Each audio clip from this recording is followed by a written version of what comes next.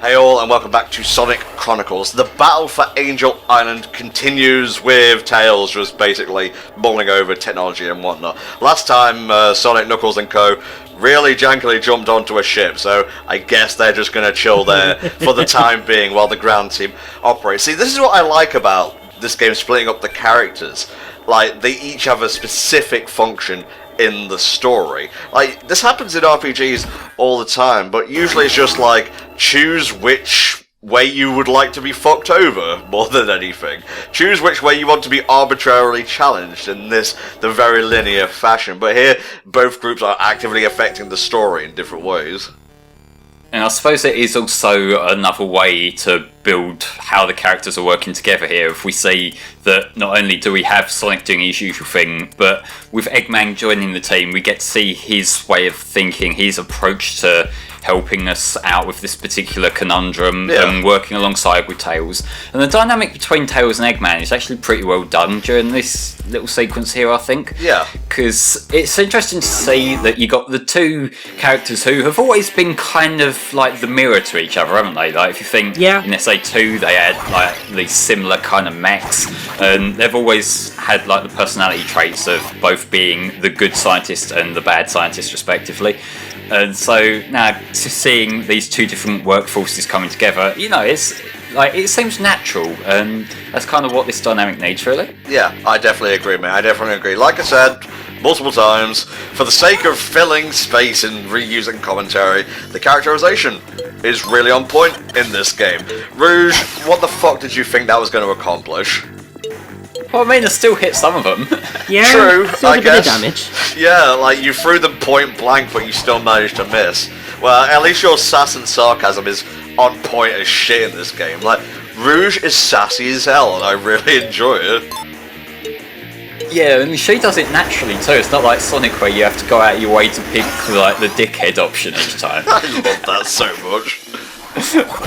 But yeah, that attack there, bombardment, that will be incredibly useful throughout this chapter, because it does huge damage to everything on the other side there. So, you know, if you need an easy wipe, that usually does the job, or at least most of it. Yeah, and if you need a way to, like, pierce enemy armor and such, don't forget that Tails does have access to, like, Tinker or Scan and so on, so make use of that if you need help taking bigger enemies down. Oh, definitely.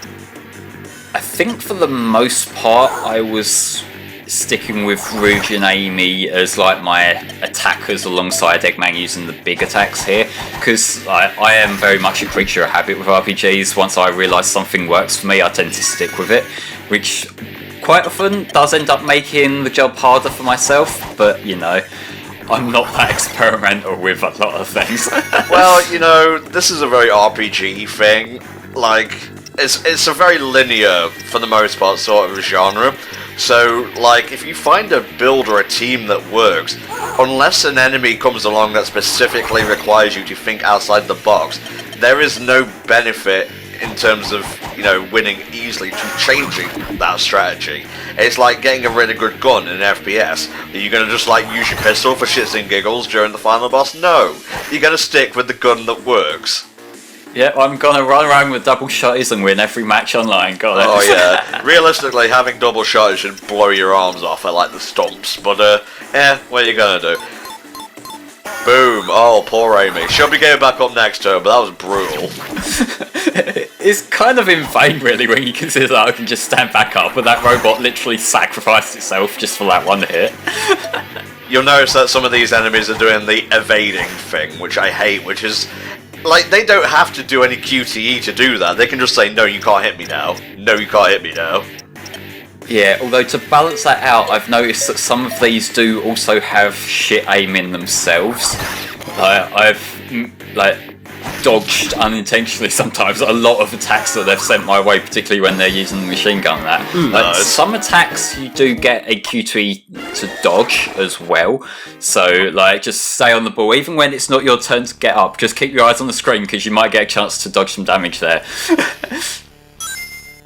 It's not quite as smooth as, like, say, the Mario RPG thing, where if you like just press a single button on the right frame, then you can dodge it. It is very much a slow the game down to dodge, but you know, if it gives me the chance to not get twatted in the face by something, I will absolutely take it. Yeah, which is totally reasonable.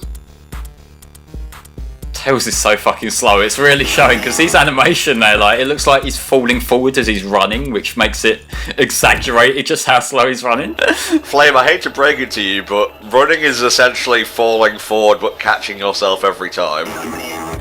Well, actually, it's moving your legs strategically to propel yourself, unless you're doing that run through the corridors in school thing that I may have ended up doing a few times, doesn't matter. Oh, you definitely did that, and I don't even need to know your backstory to understand that. Well, see, the thing is, a lot of people who have that characteristic would do like the Naruto run with the arms behind them sort of thing. I was more the alternating the arms like Shadow. Yeah, I know I am putting so much of myself out here, but like that was probably something you could have guessed anyway as well, let's be honest here. Oh, how embarrassing. It blew itself up for nothing. I think I've tried to dodge these inner enemies so many fucking times now. Yeah, no. I think some of them do fuck off from the overworld after a while, but others don't. Like, I don't know whether it's if you reload the game and maybe this was a different recording session or not, I can't remember. But what you did just see when I went into that room and looked back out, that is the new equivalent to Tails' base in this particular world. That is your hill spot where we spawned in to start with. So when I'm not lost, trust me guys, that's what I'm getting at. I'm not lost here. Question, if Robotnik City has been taken over, where is the bombardment coming from? We'll just roll with that. Yeah, see, I don't think this is an actual complaint at all. This is just a nitpick. It's a little bit of gameplay story, like, dissonance, as it were. No, that's the sort of thing that you would choose to pad out a video essay, but given this is like a 10-hour playthrough rather than a 2-hour video essay, we need to like triple that or like completely double down on everything. Oh, Sonic Chronicles The Dark Brotherhood is garbage, and here's why. Okay, now we just mute Tom's audio for the rest of it. Oh, Jesus. So yeah, that going on that essay, Chapter 1, Ludonarrative Dissonance. Where the hell does Eggman's bombardment come from? What were they thinking? Rebecca Sugar, you're a fucking hack! I think you're still salty about a certain video, aren't you, Tom? I'm not salty at all over the fact that people criticise one of my favourite shows, mate. I'm salty over the fact they do it poorly or misrepresent their arguments. They were mean to your favourite cartoon, I get it. Yes, and they all need to pay, and I will make them pay for what they've done. Oh, that one's just kind of boring. It didn't bother to get a paint job that day, but I guess that's like one of Eggman's mechs, because the other ones were specifically called gun porn, so I guess Robotnik just took them from Gun? Maybe, or maybe he's just like counterfeiting them. Yeah, exactly, yeah. Just stealing their technology, what are they gonna do, sue him? Yeah, come at me, United Nations, come at me, bro. Also, what did you think about that bit of stealth work on my part there? That was great. It was fantastic, is what it was, Flame. I've been meaning to ask, I noticed Rouge has a new overworld thing called Stealth. How does that work exactly? That during certain parts you can use that, and there's one area in particular where there's like security cameras, or not cameras, but like security guns and shit. I don't use it, I just run idiotically through at that point because you don't take enough damage for it to be a problem, but that's the idea behind it. Okay, fair dues, fair dues. Again, I am very much a case of once I've figured out something that works, I don't deviate from it much. Dude, it's like, especially when you're recording a playthrough, but mostly during RPGs, optimism and optimization works. You gotta be happy while you're optimizing your gameplay and whatnot. Well, of course. Well, I mean, ideally a playthrough would be where you show off everything to try and make the videos more interesting for people watching, but no, I'm not very good at this. This is the whole game! What would you want from Metropolis? I don't know, like, maybe I should have done some fucking choreographed, like, routes through it or something. I don't fucking know. Yeah, just hard cut to the Pakistani adverts for like McDonald's, Sonic, or whatever. Oh, that is the fucking best, I swear. I don't want to like play it here, and I'm not going to ask you to insert it because it is the stuff of nightmares. But just look it up on YouTube. Pakistani Sonic McDonald's. You're in for a treat. I think the Rouge model is the best one of them because she looks nothing like how she's meant to. Oh god. I haven't seen this yet. I'm sure I'm going to regret it. Oh Christ. Oh, Eggman. Like, old habits die hard, and he wants to hurt them so much. No, we're trying to...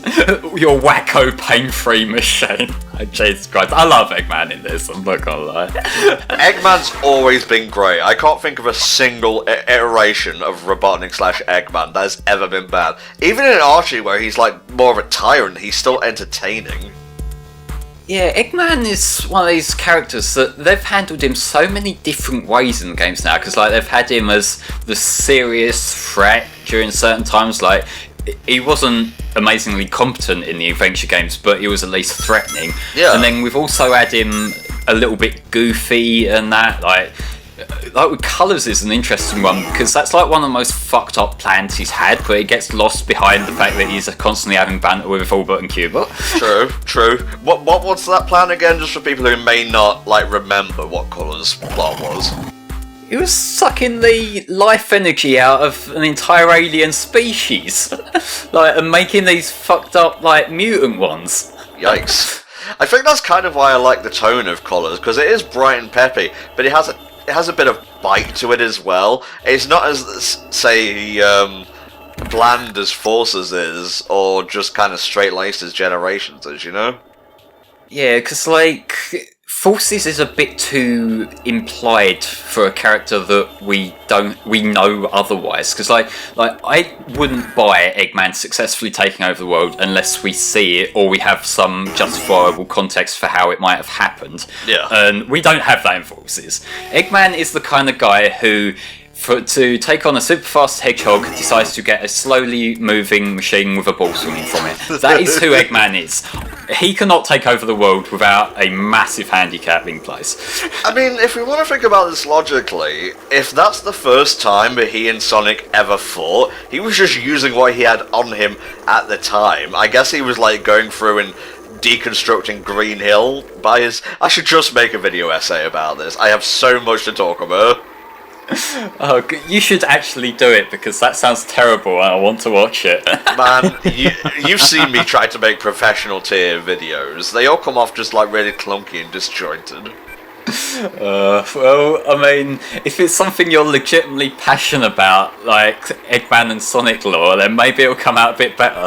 True, very true. Alright, so now we switch to Sonic and Co. Did they say that Shade was actually on this, or are they just trying to take the ship down so Tails and Eggman can do their thing? I believe it's the latter. I can't remember exactly how this section plays out, but what we're mostly going to be doing while we're on this ship is fighting these Moraida grunt type guys. Yeah. Do I actually need to point out that they didn't bother changing the background to a sky arena? Oh no, it's like they've got this whole Metropolis area on the ship thing, you know? It's like just size down for the overworld. Although, like, this isn't the first time if that even was the actual thing, because, like, if you think the entirety of fucking Skydeck fit on the egg carrier somehow, so... Oh god, yeah.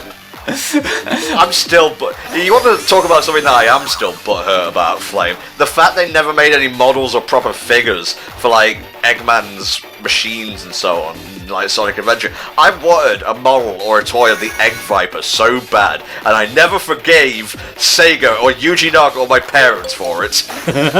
Well, see, the thing is, you might want to drop that, because they got all 300 of your letters, and they're seriously considering legal action now. Only 300? Shit, Royal Mail's not doing the job then.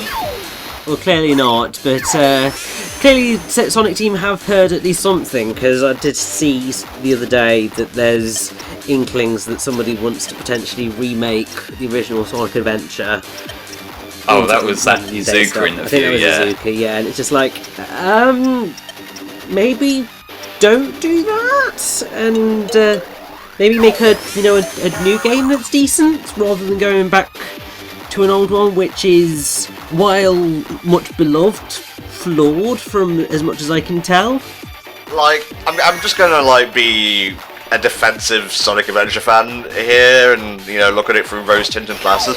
A lot of what gives the adventure games their charm is that it still retains a little bit of like the early Sonic attitude and jankiness. It was a very late 90s sort of game, and I feel if they remade it, it would be more akin tone-wise to like post Colors and so on.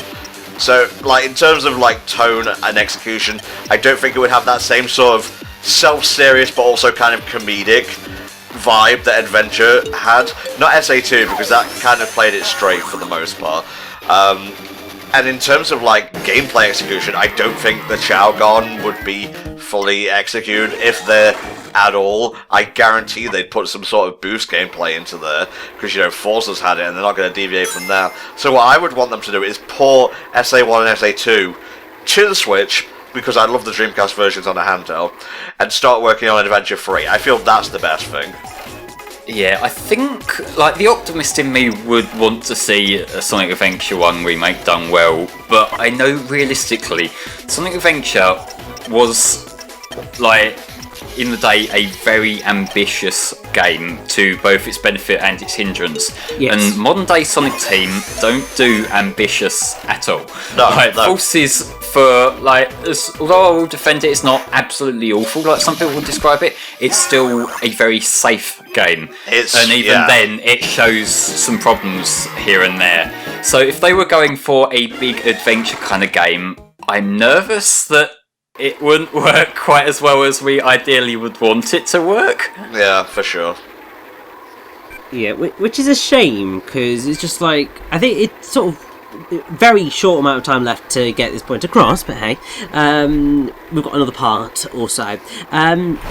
Basically, you would hope that they would be able to do that sort of stuff, and you would think that they should be able to, considering, they did it like 10, 20 years ago, however long well, 20 years ago, plus now it is. You'd think they'd be able to do it, but what they've shown us over the past kind of 10 years is that that they've lost that ability, and probably would crash and burn very much like this ship. Very much so, mate. TLDR, Mon Sonic Team ain't nothing but a bunch of tricks and hoes with a few good people in there. Or something along those lines. Alright, we'll see you next time for more of this. Bye! 2, 1.